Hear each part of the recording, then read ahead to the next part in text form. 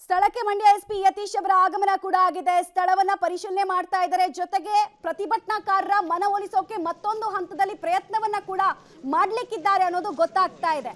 ಪ್ರತಿ ಗಲ್ಲಿಯೂ ಕೂಡ, ಕೆರೆಗೋಡಿನ ಪ್ರತಿ ಗಲ್ಲಿಯೂ ಕೂಡ ಒಂದು ಕೇಸರಿ ಧ್ವಜದಿಂದ ರಾರಾಜಿಸ್ತಾ ಇದೆ. ಇನ್ನೊಂದು ಪ್ರತಿಭಟನಾಕಾರರು ಕೂಡ ವಾಪಸ್ ಹಿಂದಕ್ಕೆ ಹೆಜ್ಜೆಯನ್ನ ಇಡೋದಕ್ಕೆ ಒಪ್ತಾ ಇಲ್ಲ. ಹೀಗಾಗಿ ಈ ಸಂಘರ್ಷ ಇನ್ನು ಯಾವ ಹಂತವನ್ನ ಪಡೆದುಕೊಳ್ಳುತ್ತೋ ಅನ್ನೋ ಕ್ಯೂರಿಯಾಸಿಟಿ ಅಂತೂ ಇದ್ದೇ ಇದೆ. ಸಾರ್ವಜನಿಕರಲ್ಲೂ ಕೂಡ ಆತಂಕ ಇದೆ. ಈ ಹೋರಾಟ ಇನ್ನು ಯಾವ ರೂಪವನ್ನ ಪಡೆದುಕೊಳ್ಳುತ್ತೋ ಅಂತ. ಇಡೀ ಪರಿಸ್ಥಿತಿಯನ್ನ ಕಂಟ್ರೋಲ್ಗೆ ತೆಗೆದುಕೊಳ್ಬೇಕಾಗಿರುವ ಅತಿ ದೊಡ್ಡ ಜವಾಬ್ದಾರಿ ಜಿಲ್ಲಾ ಪೊಲೀಸ್ ವರಿಷ್ಠಾಧಿಕಾರಿಗಿದೆ. ಹೀಗಾಗಿ ಅವರು ಸ್ಥಳಕ್ಕೆ ಬಂದಿದ್ದಾರೆ. ನೋಡ್ಬೇಕು ಅವರ ಮೂಲಕ ಅಟ್ಲೀಸ್ಟ್ ಮನವೊಲಿತಾರ ಪ್ರತಿಭಟನಾಕಾರರು, ಅವರ ಡಿಮ್ಯಾಂಡ್ಸ್ ಅನ್ನ ತಾತ್ಕಾಲಿಕವಾಗಿ ದೂರ ಇಡ್ತಾರ ಅನ್ನೋದನ್ನ ಕಾದ್ ನೋಡ್ಬೇಕಾಗಿದೆ ನಾವು.